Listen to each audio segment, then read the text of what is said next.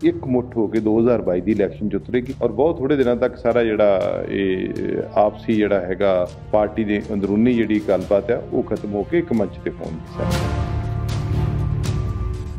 अकाली दल जिस तरीके दे नाल साडी काडो कलेश वाल ध्यान दिंदा अपने परिवार वाल दवे उथों किहड़े वड्डे मैं अगे ना लए कि सारे लोग उन्हां नूं छड्ड के जा चुके ने। आम आदमी पार्टी जिस तरीके नाल साडे वाल देख रही है ते काश अपने अंदर झाती मार ले कि 3 MLA ते साडे अजे हुण ज्वाइन कर गए ने ते कुछ होर आउण नूं तैयार बैठे ने कि पंजाब वास्ते इन्हां ने की कीता सी। नरमा किद्दां मरदा सी, चिट्टी मक्खी किद्दां पैंदी सी नरमे ते आके, ये दस्सण। नकली दवाइयां किद्दां विकदियां सी इन्हां दे समय च, ये दस्सण कि जट किद्दां रुलदा सी पैड़ियां दे विच, मंडियां दे विच रुलदा सी। पंजाब दी राजनीति विच पंजाब दी कांग्रेस सरकार दे विच चल रहे कांटो कलेश अते वजारत दे विच बदलाव दीयां चर्चावां चल रहीआं ने। इस बारे ज़्यादा जानकारी लैने हाँ अमृतसर तो सांसद गुरजीत सिंह औजला मेरे नाल ने इस वेले। औजला जी, ये जिहड़ी कांटो कलेश चल रही है, सियासत दे विच मंत्री पद बदले जाण दी गल कही जा रही है, की लगदा तुहानूं किस तरह दा माहौल चलदा पिया इस टाइम? देखो, पार्टी का अंदरूनी मसला है और अंदरूनी मसले दे विच अपने विचार रखण दी हर एक नूं अधिकार है और एक कांग्रेस यही जी पार्टी है जिहदी तुसीं खुल के अपने मन की गल कर सकते जी। ये कोई दूजियां पार्टियां वांग नहीं गे कि जिवें आम आदमी पार्टी दे सुखपाल खैरे होना एक वारी कहा सी कि केजरीवाल साहब तुसीं मजीठीए तो क्यों माफ़ी मंगी, तो उन्होंने ट्वीट के उत्ते ही उन्होंने कहता कि तुहाडी छुट्टी कर दी। जां बादल जिहड़ा अकाली दल है उन्होंने वालों जिद्दां सरदार ब्रह्मपुरा साहब की जां सरदार सेखवा साहब की जां ढींडसा साहब होना दे जिस तरीके नाल कोर कमेटी च उन्होंने गल्लां कीतियां तो वह भी उन्होंने नहीं भाउंदियां, उन्हां सबनां दी छुट्टियां हो जांदियां। पर साडी कांग्रेस पार्टी है जिहदे च इस चीज़ की हर एक नूं अधिकार है। यही डेमोक्रेसी है जो संविधान सानूं अधिकार दिंदा, साडी पार्टी ने भी दिते। सो उहदे च आपो अपने विचार सारे लीडर साहबान रखते हैं। पर कांग्रेस पार्टी एकमुठ होकर 2022 की इलैक्शन च उतरेगी और बहुत थोड़े दिनों तक सारा जिहड़ा आपसी जिहड़ा हैगा पार्टी के अंदरूनी जिहड़ी गलबात है वो खत्म होकर एक मंच पर होणगे सारे। ये जिहड़ा कांटो कलेश है जी, ये पिछले 15-20 दिन तो लगातार चल रहा है। लगातार दिल्ली वाल कूच किया जा रहा है, मुख मंत्री भी जा रहे हैं, जिहड़े नाराज़ विधायक ने वह भी जा रहे हैं, नाराज़ मंत्री ने वह भी जा रहे हैं। हाईकमान वालों कहा गया कि हुण थोड़े दिनों तक वजारत दे विच चेंजिज आएगी जो उन्होंने संकेत दिते हैं। क्या सारा हल हो जाएगा? देखो, 2022 की इलैक्शन नूं लैके तुहानूं पता कि सारियां पार्टियां एक्सरसाइज करदियां ने। जे साडी कांग्रेस हाईकमान दिल्ली है तो असीं उत्थे गल करनी, ਉਹਦੇ ਵਿੱਚ हर एक नूं गल रखण दा मौका दिता। ठीक है, मीडिया के चैनल राहीं कई जिहड़े मीडिया जिहड़े तुहाडे हाउस हुंदे आ ਉਹ गल अलग अलग तरीके नाल रखदे आ। कोई नाराज़गी कही ਜਾਂਦਾ है, तुसीं जिवें कांटो कलेश कह दित्ता, कोई कुछ कह सकदा।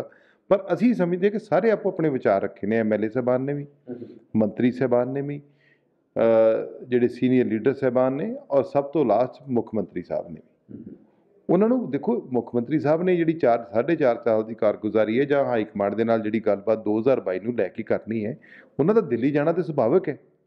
उन्होंने हुण तुसीं नाराज़गी कह लो, उन्होंने तुसीं काटो कलेश कह लो, ये तुहाडे आपो अपने तरीकाकार ने पब्लिक दे अगे अपनी गल रखण दे। पर मैं ये मनदा कि साडी पार्टी 2022 दी इलैक्शनां दी तैयारी कर रही है। उहदे च हर पार्टी जदों मुलांकण करदी है, पिछली कैबिनेट का करेगी जां वजारत का करेगी जां प्रदेश कांग्रेस का करेगी, जिथे जिथे उन्होंने जरूरत जापेगी कि इत्थे बैटर हो सकता है, जे इनू चेंज कित्तियां बैटर हो सकता, जां इनू प्लस माइनस कित्तियां बैटर हो सकता, तो वो करना बनता है। और तुसीं हुण देखो, मोदी साहब ने भी किन्ने 12 मिनिस्टर जिहड़े ने उन्होंने पुछया भी नहीं कि तुसीं जाना है। पर साडी पार्टी दे विच हर गल जिहड़ी वो पुछ के हुंदी है, हर एक नूं अपनी गल रखण दा मौका दिता जांदा है और उस तों बाद फैसला हुंदा है। ਤੁਹਾਨੂੰ लगता है कि इस बार जिहड़ा बदलाव जो हो हुंदा बदलाव हुंदा, कुछ मंत्री दे पद छिन्ने ले जा सकते हैं, नवे चेहरे लियाए जा सकते हैं, क्या ये इसे कांटो कलेश का ही नतीजा है सर? नहीं नहीं नहीं, ये मुलांकन हुंदा है। ये सारियां सरकारां करदियां ने, इकल्ली साडी सरकार ही नहीं, हर सरकार च हुंदा है, चाहे किसी भी स्टेट किसी भी गौरमेंट की सरकार होवे। जे मुलांकन ही नहीं करोगे काम का तो फिर किवें आपां अगे जावांगे? जवाबदेही तो होनी चाहिए है ना भी जिहड़े काम की गल। औजला साहब, तुसीं अमृतसर तो सांसद हो, इत्थे ही विधायक ने जिहड़े मंत्री भी रह चुके, नवजोत सिंह सिद्धू की मैं गल कर रहा, वो काफ़ी देर तो सरगर्म नहीं है, पर उन्हां दी पहुँच दिल्ली दरबार तक है। वो कदी मंत्री कदी सोनिया गांधी नूं मिलदे ने, कदी राहुल गांधी नूं मिलदे, कदी प्रियंका गांधी नूं मिलदे ने। मकसद ਤੁਹਾਨੂੰ ਵੀ ਪਤਾ ਹੈਗਾ ਕਿਸ ਮਕਸਦ ਲਈ ਮਿਲਦੇ ਨੇ। ਉਹਨਾਂ ਦਾ ਜੋ ਸਿਆਸਤ ਜੋ ਇਸ ਵੇਲੇ ਕਿਆਸ ਲਾਏ ਜਾ ਰਹੇ ਨੇ ਕਿ ਮੁੱਖ ਮੰਤਰੀ ਉੱਤੇ ਦਬਾਅ ਪਾਇਆ ਜਾ ਰਿਹਾ ਕਿ ਉਹਨਾਂ ਨੂੰ ਮੰਤਰੀ ਮੰਡਲ 'ਚ ਸ਼ਾਮਿਲ ਕੀਤਾ ਜਾਵੇ, ਕਿਆ ਉਹੀ ਕਾਰਨ ਇੱਕ ਮੰਨਿਆ ਜਾ ਸਕਦਾ ਹੈ? ਨਹੀਂ ਦੇਖੋ, ਇਹ ਹਰ ਮਨੁੱਖੀ ਸੁਭਾਅ ਆ, ਹਰ ਮਨੁੱਖੀ ਸੁਭਾਅ ਚਾਹੁੰਦਾ ਕਿ ਮੈਂ ਤਰੱਕੀ ਕਰਾਂ। ਉਹਦੇ ਚਾਹੇ ਤੁਸੀਂ ਚੈਨਲ 'ਚ ਬੈਠੇ ਹੋ, ਚਾਹੇ ਕੋਈ ਬੈਂਕ ਦੀ ਡਿਊਟੀ ਕਰਦਾ ਹੋਵੇ, ਚਾਹੇ ਕੋਈ ਮੁਲਾਜ਼ਮ ਹੋਵੇ, ਉਹਦੀ ਕੋਸ਼ਿਸ਼ ਹੁੰਦੀ ਕਿ ਮੈਂ ਇੱਥੋਂ ਇਸ ਸੀਟ ਤੋਂ ਉੱਪਰ ਜਾਵਾਂ।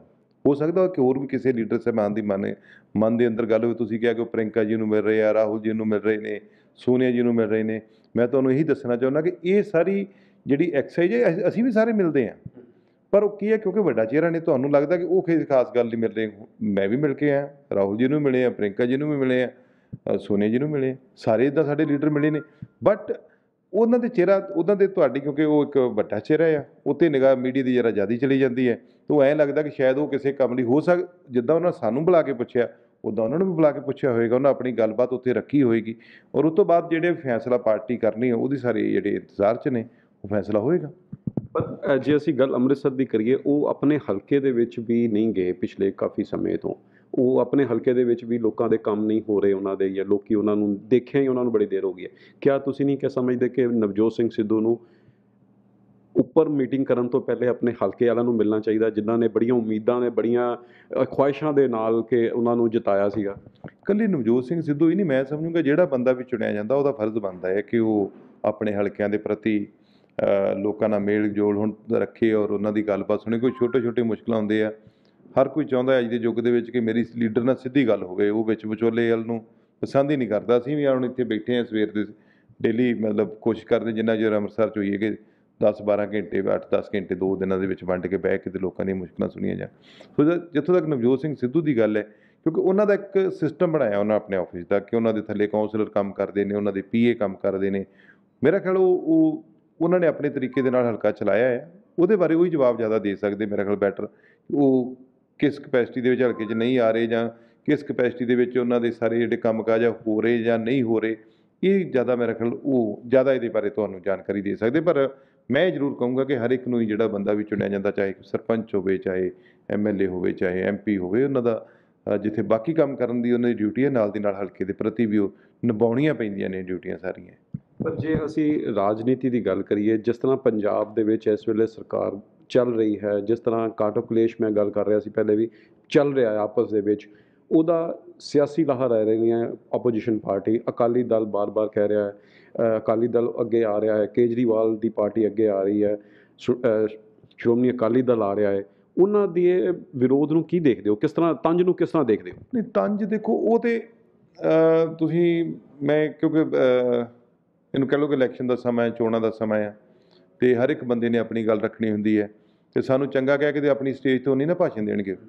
ਉਹ ਤਾਂ ਹਰ ਉਹ ਗੱਲ ਨੂੰ ਕਹਿਣਗੇ ਜਿਹੜੀ ਉਹਨਾਂ ਨੂੰ ਇਹ ਲੱਗੂਗਾ ਕਿ ਸ਼ਾਇਦ ਇਹਦੇ ਨਾਲ ਸਾਡਾ ਕੱਦ ਵੱਧ ਸਕੇ। ਪਰ ਮੈਂ ਇੱਕ ਦੱਸਣਾ ਚਾਹੁੰਦਾ ਕਿ ਅਕਾਲੀ ਦਲ ਜਿਸ ਤਰੀਕੇ ਦੇ ਨਾਲ ਸਾਡੀ ਕਾਟੋ ਕਲੇਸ਼ ਵੱਲ ਧਿਆਨ ਦਿੰਦਾ, ਆਪਣੇ ਪਰਿਵਾਰ ਵੱਲ ਦੇਵੇ। ਉੱਥੋਂ ਕਿਹੜੇ ਕਿਹੜੇ ਵੱਡੇ ਮੈਂ ਅੱਗੇ ਨਾਂ ਲਏ ਕਿ ਸਾਰੇ ਲੋਕ ਉਹਨਾਂ ਨੂੰ ਛੱਡ ਕੇ ਜਾ ਚੁੱਕੇ ਨੇ। ਆਮ ਆਦਮੀ ਪਾਰਟੀ ਜਿਸ ਤਰੀਕੇ ਨਾਲ ਸਾਡੇ ਵੱਲ ਦੇਖ ਰਹੀ ਹੈ, ਅਤੇ ਕਾਸ਼ ਆਪਣੇ ਅੰਦਰ ਝਾਤੀ ਮਾਰ ਲਏ ਕਿ 3 MLA ਤਾਂ ਸਾਡੇ ਅਜੇ ਹੁਣ ਜੁਆਇਨ ਕਰ ਗਏ ਨੇ, ਅਤੇ ਕੁਛ ਹੋਰ ਆਉਣ ਨੂੰ ਤਿਆਰ ਬੈਠੇ ਨੇ।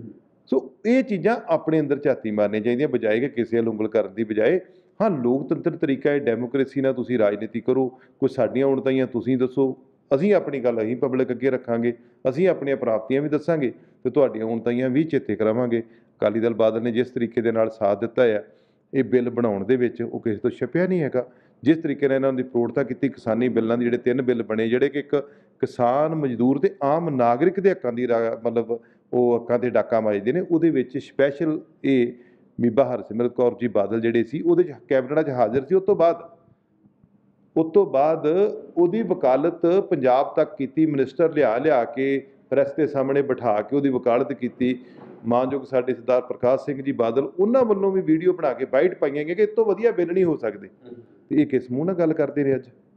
ਇਹ ਤਾਂ ਸਿਰਫ ਆਪਣੇ ਵਪਾਰਾਂ ਦਾ ਇਹਨਾਂ ਨੂੰ ਡਰ ਪੈ ਗਿਆ ਕਿ ਕਿਸਾਨ ਜਥੇਬੰਦੀਆਂ ਨੇ ਕਹਿ ਦਿੱਤਾ ਸੀ, ਨਾ ਤੁਹਾਡੇ ਹੋਟਲ ਚੱਲਣ ਦਿਆਂਗੇ, ਨਾ ਤੁਹਾਡੀਆਂ ਬੱਸਾਂ ਚੱਲਣ ਦਿਆਂਗੇ, ਨਾ ਤੁਹਾਡੀ ਕੇਬਲ ਚੱਲਣ ਦਿਆਂਗੇ। ਇਹ ਤਾਂ ਆਪਣੇ ਵਪਾਰ ਵਾਸਤੇ ਆਏ ਨੇ, ਇਹ ਕੋਈ ਪੰਜਾਬ ਦੇ ਹਿੱਤਾਂ ਵਾਸਤੇ ਨਹੀਂ ਆਏ। ਜੇ ਕੁਛ ਕਰਨਾ ਚਾਹੁੰਦੇ ਪੰਜਾਬ ਦੀ, ਕੀਤਾ 10 ਸਾਲਾਂ 'ਚ 5 ਵਾਰ ਮੁੱਖ ਮੰਤਰੀ ਰਹੇ ਨੇ ਸਰਦਾਰ ਪ੍ਰਕਾਸ਼ ਸਿੰਘ ਬਾਦਲ, ਤੋਂ ਆਪਣੀਆਂ ਪ੍ਰਾਪਤੀਆਂ ਦੱਸ ਦੇਣ ਪੰਜਾਬ ਪ੍ਰਤੀ ਕੀ ਨੇ, ਅਤੇ ਪੰਜਾਬ ਫੈਸਲਾ ਕਰੇਗਾ। ਸੁਖਬੀਰ ਸਿੰਘ ਬਾਦਲ ਨੇ ਆਪਣੇ ਜਨਮ ਦਿਨ 'ਤੇ ਇੱਕ ਤੋਹਫਾ ਕਿਸਾਨਾਂ ਨੂੰ ਦਿੱਤਾ ਹੈ ਕਿ ਜਿਨ੍ਹਾਂ ਦੀ ਉਸ ਅੰਦੋਲਨ ਦੌਰਾਨ ਡੈਥ ਹੋ ਗਈ ਹੈ, ਉਹਨਾਂ ਨੂੰ ਨੌਕਰੀ ਦਿੱਤੀ ਜਾਏਗੀ, ਉਹਨਾਂ ਨੂੰ ਮੁਆਵਜ਼ਾ ਦਿੱਤਾ ਜਾਏਗਾ। ਹਾਂ ਬਿਲਕੁਲ, ਸੁਖਬੀਰ ਸਿੰਘ ਬਾਦਲ ਨੂੰ ਵੀ ਦੱਸਣਾ ਚਾਹੀਦਾ ਕਿ 10 ਸਾਲ ਕਿਸਾਨਾਂ ਲਈ ਤੂੰ ਕੀ ਕੀਤਾ।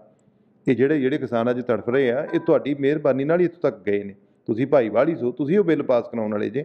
ਔਰ ਜਿੱਥੇ ਤੱਕ ਤੁਸੀਂ ਅੱਜ ਤੋਹਫੇ ਦੀ ਗੱਲ ਕਹਿ ਰਹੇ ਜੇ ਕਿ ਦੇਵਾਂਗੇ, ਉਹ ਤਾਂ ਹੀ ਹੋਊਗਾ ਨਾ ਜੇ ਤੁਸੀਂ ਆਓਗੇ। ਆਉਣਾ ਹੀ ਨਹੀਂ ਤੁਸੀਂ, ਪਹਿਲੀ ਗੱਲ ਤੇ ਹੈ। ਦੂਜੀ ਮੈਂ ਦੱਸਣਾ ਚਾਹੁੰਦਾ ਕਿ ਇਹ ਜਿਹੜੀ ਗੱਲ ਇਹ ਕਹਿ ਰਹੇ ਨੇ, ਅਸੀਂ ਤੇ ਆਲਰੇਡੀ 5-5 ਲੱਖ ਰੁਪਈਆ ਇੱਕ ਨੌਕਰੀ ਜਿਹੜੀ ਹੈ ਉਹ ਤੇ ਆਲਰੇਡੀ ਸਰਕਾਰ ਅਨਾਉਂਸ ਕਰ ਚੁੱਕੀ ਹੈ। ਉਹਦੇ ਤੇ ਨੌਕਰੀ ਹੁਣ ਜਿਹੜੀ ਦੇਣੀ ਹੁੰਦੀ ਉਹ ਤੇ ਐਕਸਾਈਜ਼ ਹੁੰਦੀ ਹੈ। ਜਿਹੜਾ ਬੱਚਾ ਹੁੰਦਾ ਉਹਦੀ ਯੋਗਤਾ ਦੇ ਮੁਤਾਬਕ ਉਹਨੂੰ ਕਿੱਥੇ ਫਿੱਟ ਹੋ ਸਕਦਾ, ਉਹ ਸਾਰਾ ਕੁਝ ਚੱਲ ਰਿਹਾ ਹੈ। ਪੈਸੇ ਤੇ ਆਲਰੇਡੀ ਦੇ ਚੁੱਕੇ ਆ, ਇਹਨਾਂ ਕਿਹੜੀ ਚੀਜ਼ ਨਵੀਂ ਦੇਣੀ ਉਹਦੇ 'ਚ। ਇਹ ਉਹਨਾਂ ਨੂੰ ਇਹ ਰੋਡ ਮੈਂ ਇਹ ਦੱਸਣ ਕਿ ਪੰਜਾਬ ਵਾਸਤੇ ਇਹਨਾਂ ਨੇ ਕੀ ਕੀਤਾ ਸੀ। ਨਰਮਾ ਕਿੱਦਾਂ ਮਰਦਾ ਸੀ, ਚਿੱਟੀ ਮੱਖੀ ਕਿੱਦਾਂ ਪੈਂਦੀ ਸੀ ਨਰਮੇ ਤੇ ਆ ਕੇ, ਇਹ ਦੱਸਣ। ਨਕਲੀ ਦਵਾਈਆਂ ਕਿੱਦਾਂ ਵਿਕਦੀਆਂ ਸੀ ਇਹਨਾਂ ਦੇ ਸਮੇਂ 'ਚ, ਇਹ ਦੱਸਣ ਕਿ ਜੱਟ ਕਿੱਦਾਂ ਰੁਲਦਾ ਸੀ ਪੈੜੀਆਂ ਦੇ ਵਿੱਚ, ਮੰਡੀਆਂ ਦੇ ਵਿੱਚ ਰੁਲਦਾ ਸੀ। ਇੱਕ ਮਾਨਯੋਗ ਮੁੱਖ ਮੰਤਰੀ ਸਾਹਿਬ ਨੇ ਕੈਪਟਨ ਅਮਰਿੰਦਰ ਸਿੰਘ, ਜਿਨ੍ਹਾਂ ਦੇ ਵਜ਼ਾਰਤ ਦੇ ਵਿੱਚ ਜ਼ਿਮੀਂਦਾਰ ਨੂੰ ਕਦੀ ਵੀ ਮੰਡੀਆਂ 'ਚ ਬਹਿਣ ਦੀ ਲੋੜ ਨਹੀਂ ਪਈ। ਸਿਰਫ ਐਤਕੀ ਮੁਸ਼ਕਲ ਆਈ ਆ ਕਿਉਂਕਿ ਕੇਂਦਰ ਦੇ ਨਾਲ ਧਰਨਾ ਹੋਣ ਕਰਕੇ ਕੇਂਦਰ ਨੇ ਸਮੇਂ ਸਿਰ ਬਾਰਦਾਨਾ ਨਹੀਂ ਸਾਨੂੰ ਦਿੱਤਾ, ਉਹਦੇ ਕਰਕੇ ਮੁਸ਼ਕਲ ਆਈ ਹੈ। ਅਦਰਵਾਈਜ਼ ਮੁੱਖ ਮੰਤਰੀ ਸਾਹਿਬ ਵੇਲੇ ਕੈਪਟਨ ਸਾਹਿਬ ਦਾ ਇਹ ਇਤਿਹਾਸ ਰਿਹਾ ਹੈ ਕਿ ਜਿੰਨਾ ਚਿਰ ਵੀ ਉਹਨਾਂ ਨੇ ਰਾਜ ਕੀਤਾ ਹੈ, ਪਹਿਲੀ ਟੈਨੋਰ ਤੇ ਅੱਜ ਦੀ ਟੈਨੋਰ ਵੀ, ਕਦੀ ਵੀ ਉਹਨਾਂ ਇੱਕ ਦਾਣਾ ਵੀ ਜ਼ਿਮੀਂਦਾਰ ਦਾ ਨਹੀਂ ਰੋਲ ਦਿੱਤਾ। ਇਹ ਜਿਹੜੇ ਗੱਲਾਂ ਕਰਦੇ ਫਿਰਦੇ ਨੇ, ਇਹ ਤੇ ਮਤਲਬ ਜ਼ਿਮੀਂਦਾਰ ਦਾ ਇੱਥੋਂ 1000 ਰੁਪਈਏ ਖਰੀਦ ਕੇ ਉਹਦਾ ਰੇਟ ਸੁੱਟ ਕੇ ਉਹਨੂੰ ਰੋਲ ਕੇ ਮੰਡੀਆਂ ਦੇ ਵਿੱਚ, ਤੇ ਇਹਨਾਂ ਦੇ ਵਪਾਰੀ ਬੰਦੇ ਹਰ ਜਗ੍ਹਾ ਬੈਠੇ, ਇਹਨਾਂ ਦੇ ਲੀਡਰ ਸਾਹਿਬਾਨ ਸਭਨਾਂ ਨੇ ਜੱਟ ਨੂੰ ਦੋ ਹੱਥਾਂ ਨਾਲ ਲੁੱਟਿਆ। ਇਹ ਕਿੱਦਾਂ ਗੱਲ ਕਰ ਸਕਦੇ ਜ਼ਿਮੀਂਦਾਰ ਦੀ? ਇਹ ਤੇ ਮਤਲਬ ਇੱਕ ਸਿਸਟਮ ਨੂੰ ਚਿੰਬੜੀਆਂ ਹੋਈਆਂ ਤੁਸੀਂ ਜੋਕਾਂ ਕਹਿ ਸਕਦੇ ਜੀ। ਇਹ ਤੇ ਦੁਬਾਰਾ ਚਿੰਬੜਨਾ ਚਾਹੁੰਦੇ ਨੇ। ਮੇਰਾ ਨਹੀਂ ਖਿਆਲ ਪੰਜਾਬ ਇਹਨਾਂ ਨੂੰ ਕੋਈ ਮੌਕਾ ਦੇਵੇਗਾ ਦੁਬਾਰਾ ਆਉਣ ਦਾ। ਵਿਧਾਨ ਸਭਾ ਇਲੈਕਸ਼ਨ ਤੁਸੀਂ ਗੱਲ ਕਰ ਰਹੇ ਹੋ, ਆਉਣ ਵਾਲੇ ਨੇ। ਨਵਾਂ ਚਿਹਰਾ ਇੱਕ ਸਾਹਮਣੇ ਆ ਗਿਆ ਆਮ ਆਦਮੀ ਪਾਰਟੀ ਦੇ ਵਿੱਚ, ਪੂਰਵ IG ਕੁੰਵਰ ਵਿਜੇ ਪ੍ਰਤਾਪ ਸਿੰਘ ਨੇ ਜੁਆਇਨ ਕਰ ਲਿਆ। ਕਿਆ ਤੁਸੀਂ ਸਮਝਦੇ ਹੋ ਉਹਨਾਂ ਦੇ ਆਉਣ ਨਾਲ ਕੁਝ ਉਹਨਾਂ ਨੂੰ, ਕਾਂਗਰਸ ਨੂੰ ਫਰਕ ਪਏਗਾ? ਨਹੀਂ ਦੇਖੋ, ਸਾਡੇ ਤੇ ਕੋਈ ਉਹਨਾਂ ਦਾ ਫਰਕ ਨਹੀਂ ਪੈਣਾ। ਉਹ ਇੱਕ ਪਾਰਟੀ ਦੇ ਵਿੱਚ ਇੱਕ ਆਈਡੀਓਲੋਜੀ ਨਾਲ ਜੁੜੇ ਨੇ, ਚੰਗੇ ਬੰਦੇ ਜਿਨ੍ਹਾਂ ਨੇ ਇੱਕ ਚੰਗਾ ਕੰਮ ਕੀਤਾ ਸੀ, ਪਰ ਹੁਣ ਰਾਜਨੀਤੀ ਦੇ ਵਿੱਚ ਆਏ ਨੇ ਤੇ ਇਹ ਜ਼ਰੂਰ ਦੱਸਣਾ ਉਹਨਾਂ ਨੂੰ, ਆਪਣਾ ਸਾਰਾ ਕੁਝ ਦੱਸਣਾ ਪਊਗਾ, ਜਾਂ ਉਹਨਾਂ ਦਾ ਸਾਰਾ ਕੁਝ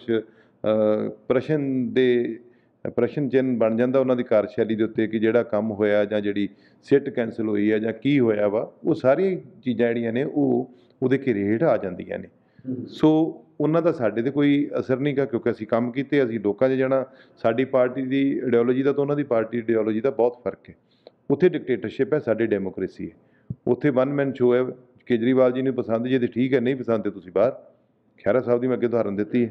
ਸੋ ਇਹੋ ਜਿਹੇ ਬਹੁਤ ਉਦਾਹਰਨਾਂ ਨੇ। ਛੋਟੇਪੁਰ ਸਾਹਿਬ ਦਾ ਵੇਖ ਲਓ ਕੀ ਹਾਲ ਹੋਇਆ ਸੀ। ਇੱਦਾਂ ਬਹੁਤ ਨੇ ਜਿਹੜੇ ਕਿ ਇਹਨਾਂ ਨੇ ਮਤਲਬ ਜਿਹੜੇ ਉਹਨਾਂ ਨੂੰ ਪਸੰਦ ਨਹੀਂ ਗਏ। ਉਤੋਂ ਤੁਸੀਂ ਬਾਕੀ ਜਿਹੜੇ ਉਹਨਾਂ ਦੇ ਜੋਗਿੰਦਰ ਜਾਦਵ ਤੋਂ ਲਾ ਲਓ, ਜਿਹੜੇ ਬਾਕੀ ਹੋਰ ਵੀ ਇਹਨਾਂ ਦੇ ਉੱਪਰਲੇ ਲੈਵਲ ਦੇ ਜਿਹੜੇ ਬੰਦੇ ਨੇ ਵੀ ਉੱਥੇ ਗੱਲ ਕਰਨ ਦੀ ਕੋਸ਼ਿਸ਼ ਕੀਤੀ ਹੈ। ਸੋ ਉਹਨਾਂ ਨੇ ਇੱਕ ਡਿਕਟੇਟਰਸ਼ਿਪ ਦਾ ਮਤਲਬ ਹਾਵ ਭਾਵ ਦਿੱਤਾ ਹੈ। ਸੋ ਉਹ ਉਹਨਾਂ ਦੇ ਵਿੱਚ ਡੈਮੋਕ੍ਰੇਸੀ ਨਹੀਂ ਹੈਗੀ। ਇਹ ਕਿ ਇਹਨਾਂ ਨੂੰ ਕੁੰਵਰ ਵਿਜੇ ਪ੍ਰਤਾਪ ਹੋਣਾ ਨੂੰ ਵੀ ਪਤਾ ਲੱਗ ਜਾਏਗਾ ਆਉਣ ਵਾਲੇ ਸਮੇਂ ਦੇ ਵਿੱਚ। ਲਾਸਟ ਸਵਾਲ, 2022 ਦੇ ਵਿੱਚ ਚੋਣ ਹੋਣ ਵਾਲੀਆਂ ਨੇ, ਕਿਸ ਤਰ੍ਹਾਂ ਦੇਖ ਰਹੇ ਹੋ ਕਾਂਗਰਸ ਦਾ ਕਾਰਗੁਜ਼ਾਰੀ ਦੇ ਉੱਤੇ? ਕਾਰਗੁਜ਼ਾਰੀ ਜਿਹੜੀ ਕਾਂਗਰਸ ਪਾਰਟੀ ਵੱਲੋਂ ਕੀਤੀ ਗਈ ਹੈ, ਸਰਕਾਰ ਵੱਲੋਂ ਕੀਤੀ ਗਈ ਹੈ, ਜੋ ਲੋਕਾਂ ਨਾਲ ਵਾਅਦੇ ਕੀਤੇ ਗਏ ਸੀਗੇ, ਕਿਆ ਉਹ ਪੂਰੇ ਹੋ ਸਕੇ ਨੇ? ਕਿਆ ਕਾਂਗਰਸ ਇਸ ਵੇਲੇ ਉਸ ਪਲੇਟਫਾਰਮ 'ਤੇ ਖੜੀ ਹੈ ਕਿ ਦੁਬਾਰਾ ਲੋਕ ਉਹਨਾਂ ਨੂੰ ਵੋਟ ਪਾ ਸਕਣ? ਦੇਖੋ, ਕਾਂਗਰਸ ਤੇ ਆਪਣੀ ਕਾਰਗੁਜ਼ਾਰੀ 'ਤੇ ਹੀ ਵੋਟਾਂ ਮੰਗੇਗੀ ਔਰ ਲੋਕਾਂ ਨੇ ਵੀ ਉਹਦਾ ਹੀ ਮੁਲਾਂਕਣ ਕਰਨਾ ਹੈ। ਠੀਕ ਹੈ, 5 ਸਾਲ ਦਾ ਸਮਾਂ ਹੈ ਔਰ ਅਸੀਂ ਆਪਣੀਆਂ ਸਾਰੀਆਂ ਜਿਹੜੇ ਕੰਮ ਕੀਤੇ ਆ ਲੋਕਾਂ ਦੀ ਕਚਹਿਰੀ 'ਚ ਰੱਖਾਂਗੇ ਅਤੇ ਮੈਨੂੰ ਆਸ ਹੈ ਕਿ ਲੋਕ ਕਦੀ ਵੀ ਕੰਮਾਂ ਨੂੰ ਅੱਖੋਂ ਪਰੋਖੇ ਨਹੀਂ ਕਰਨਗੇ। ਹਾਂ, ਹੋ ਸਕਦਾ ਕਿਸੇ ਦੇ ਨਿੱਜੀ ਕੰਮ ਦੇ ਵਿੱਚ ਮੁਸ਼ਕਿਲ ਆਈ ਹੋਵੇ, ਕਿਉਂਕਿ ਸਾਰੇ ਕੰਮ ਕਿਸੇ ਲਈ ਵੀ ਕੰਮ ਕਰ ਪਾਉਣੇ ਸੰਭਵ ਨਹੀਂ ਹੁੰਦੇ। ਨਿੱਜੀ ਕਈ ਕੰਮ ਹੋਣ ਵਾਲੇ ਵੀ ਨਹੀਂ ਹੁੰਦੇ। ਪਰ ਜਿਸ ਤਰੀਕੇ ਦੇ ਨਾਲ ਮੁੱਖ ਮੰਤਰੀ ਸਾਹਿਬ ਨੇ ਕੰਮ ਕੀਤੇ ਨੇ, ਉਹ ਜਿਸ ਤਰੀਕੇ ਦੇ ਨਾਲ ਲੋਕਾਂ ਦੇ ਵਿੱਚ, ਮੈਂ ਪਹਿਲੀ ਵਾਰੀ ਦੇਖਿਆ ਕਿ ਪਿੰਡਾਂ ਦੇ ਵਿੱਚ ਇੰਨਾ ਵੱਡਾ ਵਿਕਾਸ ਹੋਇਆ।